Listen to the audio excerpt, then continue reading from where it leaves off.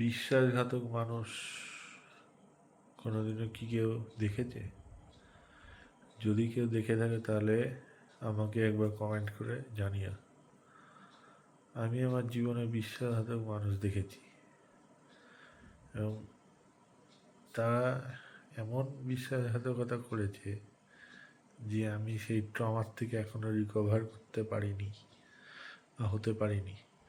বিশ্বাসঘাতক মানুষরা ঠিক দেখতে একটা সাধারণ শান্তশিষ্ট মানুষের মতোই হয়, কিন্তু তারা প্ল্যান করে যে কোন সময় আপনার জীবনে এসে ঠিক একটা সময় ছুরি চালিয়ে দেবে, এবং সেই ছুরিটা যখন আপনার বুকের ভিতর গিয়ে, হৃদয়ের ভিতর গিয়ে ছিন্নভিন্ন করে দেবে, আর যখন আপনার পরিবার আপনাকে সেই এমন একটা নিচে কীটপতঙ্গ হিসাবে দেখবে, মানে পৃথিবীর সবচেয়ে নিকৃষ্ট জীব তখন আপনি হয়ে যাবেন।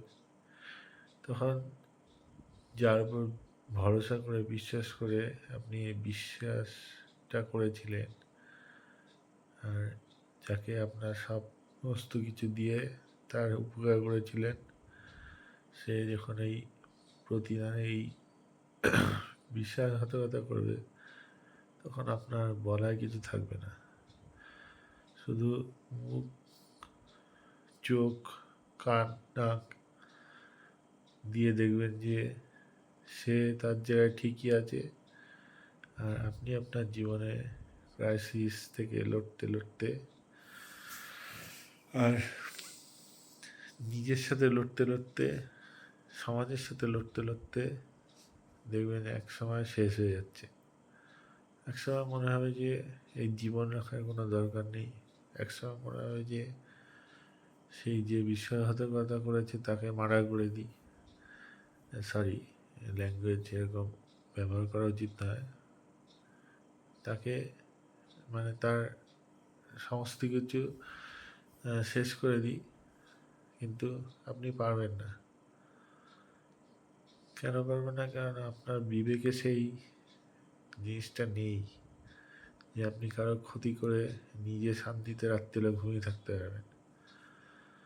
কারণ আপনার বাবা মা বা আপনার পরিবারের কেউ সেই শিক্ষা দেয়নি। আপনি নিজেকে নিজের অনুশোচনা পশ্চাতাপে তপতে তপতে নিজে গলে যাবেন, লোহার মতো শক্ত থেকে দেখবেন একসময় জলের মতো তরল হয়ে গেছেন। তো কিন্তু সেই বিশ্বাসঘাতক লোকের কাছে বা লোকটাকে আপনি মানে তার কোনো ক্ষতি করতে পারবেন না। আর আপনি দেখবেন যে সে তার হাসি খুশি তার পরিবার নিয়ে সব কিছু নিয়ে সুখে শান্তিতে রয়েছে, কিন্তু আপনি আপনার সাথে যখন সে এরকম করে গেল, তার মানে পরবর্তীকালে যদি তাকে প্রশ্ন করা কেন করলো, তার মধ্যে কোনো ভাবভঙ্গি বা তার মধ্যে কোনো অনুশোচনা বা অনুতাপে কোনো লেশ দেখা যাবে না। উল্টে আপনাকেই দোষ দিয়ে যাবে। এক্সাম্পল হিসেবে বলি, আমি একজনকে, মানে সে হচ্ছে আমার সাথে তুলনা করেছে আমি যার সাথে মিশতাম। তাকে মির্জাপুরের জাত বলেছে, তাকে পৃথিবীর নিকৃষ্টতম জীব বলেছে, এবং সে হচ্ছে মানুষের নাকি ক্ষতি করে বেড়ায়। যাই হোক, এই বলে সে হচ্ছে নিজের স্বার্থ চরিতার্থ করলো, এবং করার পরে যখন তার সময় আসলো, সে সম্পূর্ণটা অস্বীকার করে সে তার দোষটা সম্পূর্ণ আমার ঘাড়ে চাপিয়ে দিয়ে চলে গেল। দোষ করলো শেষ, আর সম্পূর্ণ দোষের ভাগিদার হলাম আমি। যেদিন সেই কথা বললো সেদিন আমি নিশ্চুপ হয়ে থাকলাম যে এদের জন্যই আমি এত কিছু করলাম। আমার টাকা পয়সা, আমার মান সম্মান, আমার সময়, টাইম সব কিছু আমি দিয়ে আমি কি পেলাম?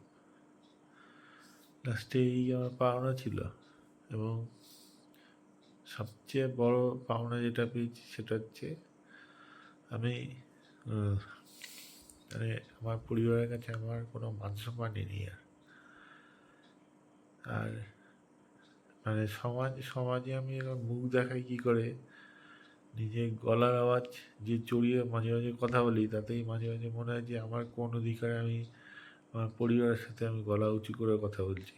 আমার তো কোনো অধিকারই নেই।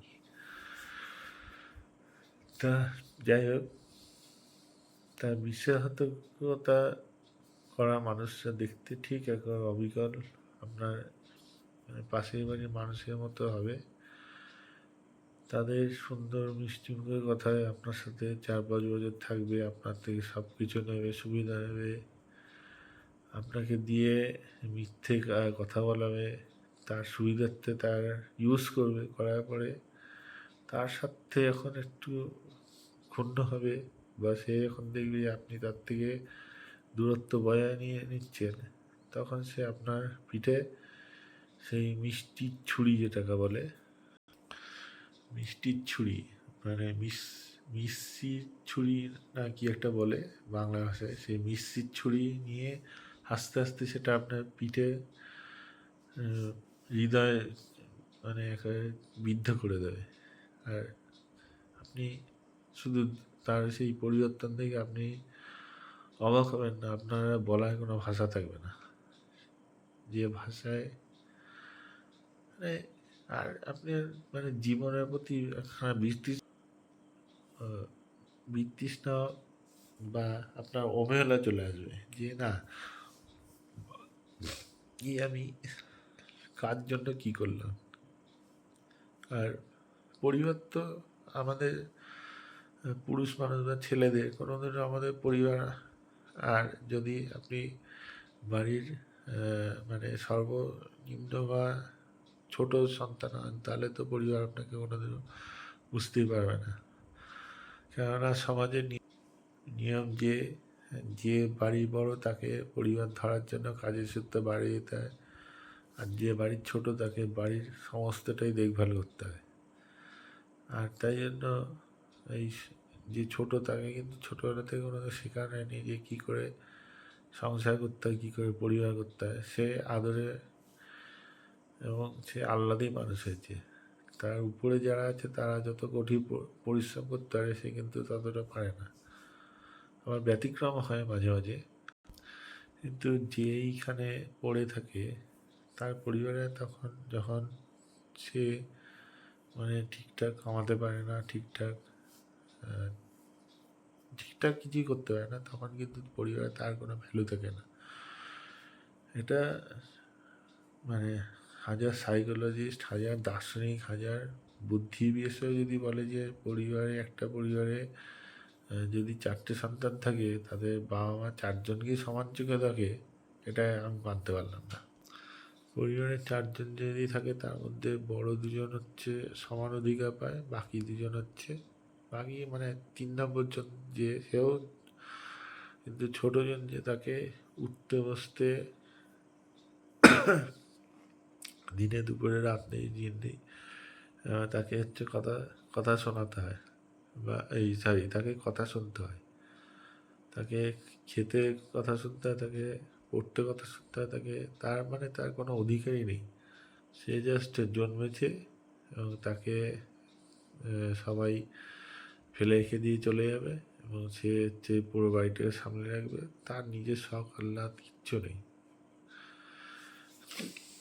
সবচেয়ে আমার জীবনে সবচেয়ে একটা খারাপ লাগা বিষয় হয়েছিল যে আমি একদিন রাত্রিবেলায় জগদ্ধাত্রী ঠাকুর দেখতে গেছিলাম, কৃষ্ণনগর গেছিলাম, এবং সেদিন সারাত্রি দেখার পরে একজনের বাড়িতে গিয়ে একটু চা খেতে গেছি। চা খেয়ে খাওয়ার পরে যখন আমার বাড়ির লোক জানতে পারে যে আমি তার বাড়িতে গেছি, তখন হচ্ছে আমার উপর এত প্রেশার ক্রিয়েট করে, আমাকে ওই NH-12 ধরে আমাকে গাড়ি মোটামুটি তখন 110-120-তে গাড়ি চালিয়ে বাড়ি ফিরতে হয়েছে। বাড়িতে আসার পরে আমার এত ঘুম পেয়েছিল, কিন্তু আমাকে একটা ফোঁটা ঘুমাতে হয়নি।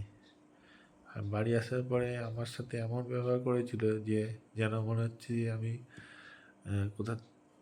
কত জন্মে কত রকমের পাপ করে চলে এসেছি।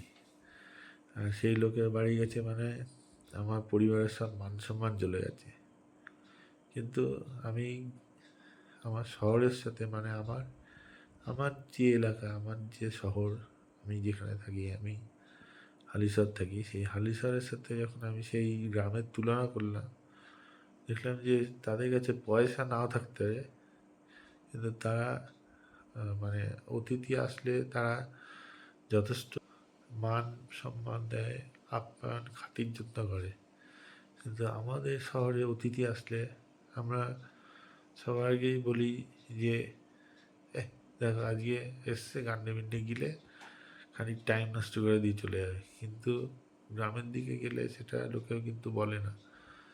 তারা আসলে আরও আপনার কী সেবা করবে, কী করবে না করবে, তারা চারিদিক দিয়ে ছুটে নিজেরাই ব্যতিব্যস্ত হয়ে পড়ে।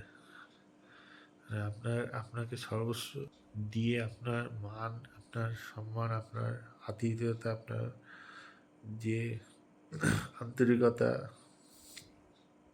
এটা বোঝানোর চেষ্টা করে যে কতটা তারা আন্তরিক। তাই মানে কথা প্রসঙ্গে এটা বলে ফেললাম, কিন্তু যে বিষয়ের কথা হচ্ছে যে বিশ্বাসঘাতক এই লোকেদের থেকে এখনকার যুগে এরকম লোক আপনার চারিপাশ দিয়ে ঘুরে বেড়াচ্ছে। আপনার বাড়ির মধ্যে রয়েছে, আপনার বন্ধু মহলে রয়েছে। আপনি একবার ঠকতে পারেন, একবার তার থেকে প্রতারণার শিকার হতে পারেন। যখনই প্রতারণার শিকার হয়ে যাবেন, তার সাথে কিচ্ছু করতে হবে না। তার সবচেয়ে বড় শাস্তি এটাই যে আস্তে আস্তে তার সাথে যোগাযোগ বন্ধ করে দিন। প্রথম 2-1 দিন বা 3 মাস 4 মাস তার সাথে খুব ভালো সম্পর্ক রাখবেন। তারপর থেকে তাকে সব দিক থেকে ব্লক করে দিন। ফেসবুক, ফোন, হোয়াটসঅ্যাপ, আপনার আরও যা যা জায়গা আছে, যেখানে যেখানে তার অস্তিত্ব আছে সব জায়গার থেকে আপনি ব্লক করে দিন। এবং যদি কোনো দরকার সে ফোনও করে আপনার, তাহলে তার ফোনও তোলার দরকার নেই। বা যদি পরিবারের সাথে তার যোগাযোগ থেকে পরিবারকে বলে দিন যে আস্তে আস্তে তার থেকে দূরে সরে আসতে। আর আর যখন হচ্ছে সে জিজ্ঞেস করবে যে কেন এরকম ঘটেছে, তাকে শুধু একটাই কথা বললেন যে ধন্যবাদ, থ্যাংক ইউ, আমাকে সত্যিটা দেখানোর জন্য এবং আমার চোখ খুলে দেওয়ার জন্য। দোষ দোষ এবং দোষী এবং দোষ করে যারা, তারা হচ্ছে সবাই একই শ্রেণী বা একই পাপের অধিকারী। কিন্তু এই বিশ্বাসঘাতকতা করে যারা, তাদের পাপ আমি মনে করি এই দোষী এবং যারা দোষ করে তাদের থেকেও বেশি। আর ইতিহাস তো সাক্ষী আছে, আমরা ভুলে যাই কেন যে আমাদের পশ্চিমবঙ্গের ইতিহাসে আমরা দেখতে পাই যে যে মির্জাফরের নাম আমরা শুনি যে হ্যাঁ মির্জাফর। তা যদি ইতিহাস বই ঘাটা যায় দেখাই যায় যে নিজের সবচেয়ে বিশ্বস্ত লোকই হচ্ছে সামান্য কিছু টাকার জন্য বিশ্বাসঘাতকতা করে দিয়েছে। তাহলে আমাদের তো এক্সপেকটেশন করা উচিত যে সে যখন আমার থেকে এত সুবিধা নিচ্ছে, সে আমার পিঠে ছুরি ঢুকাতেই পারে, মানে ছুরি মারতেই পারে।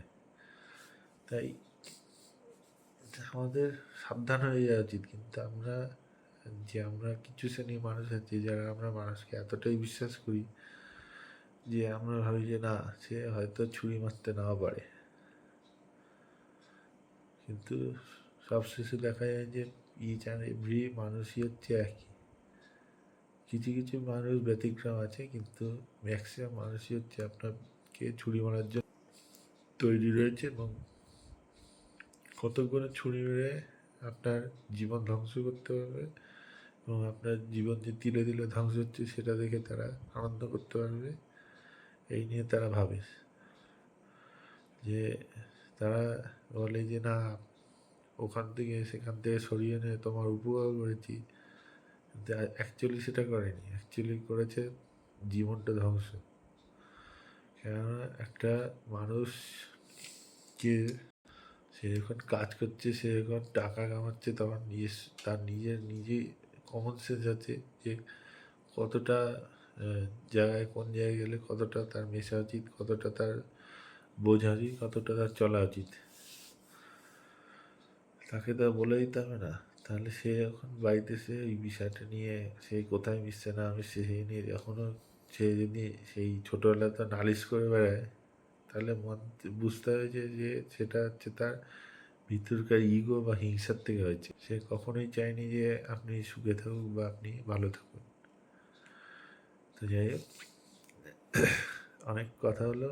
আবারও বলছি, বিশ্বাসঘাতকতা বা বিশ্বাসঘাতক যে সমস্ত মানুষ হয়, তাদের ঠিক অবিকল আপনার মতোই মানুষ বলেই মনে হবে, কিন্তু যখন আপনার সাথে ঘটনা ঘটে যাবে, তখন তার হচ্ছে সেই দাঁত নখ, রক্ত মাখা দাঁত নখ মুখ বেরিয়ে আসবে, তখন আপনি বুঝতে পারবেন যে না, এটা এ মানুষ নয়, এ হচ্ছে আলাদাই একজন, মানে হচ্ছে কী বলবো, মানুষের পর যে ফেলা যায় না, এই যে আমি মনে করি। তাই বলছি যে বিশ্বাসঘাতক মানুষ থেকে হয়তো আমরা সাবধান হতে পারবো না, কিন্তু ঠকে যাওয়ার পরে তার থেকে আস্তে আস্তে, বা বিশ্বাসঘাতকতার শিকার হওয়ার পরে তার থেকে আস্তে আস্তে দূরে সরে যাওয়ার চেষ্টা করব।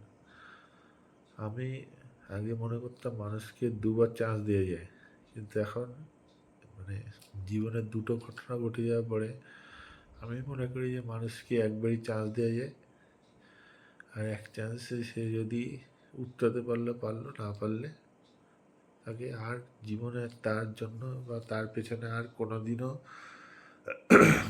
ঘুরে তাকানো বা মানে তার জন্য আর কিছুই করার দরকার নেই। তার থেকে সমস্ত সম্পর্ক, সমস্ত কিছু ত্যাগ করে দিতে হবে। আমি আজ থেকে তার সাথে সমস্ত সম্পর্ক ত্যাগ করে দিলাম। আর সেই যদি এই ভিডিও দেখে বুঝতে পারে যে তার তার মানে তার সম্পর্কে বলা হয়েছে, তাহলে যদি কোনো দিনও যোগাযোগ করার চেষ্টা করে, আমি আর কোনো দিনও তার সাথে কোনো রকমভাবে কোনো দিনও কিচ্ছু করবো না। এই জন্য তার সাথে এই লাস্ট দেখা ছিল কিছুদিন আগে।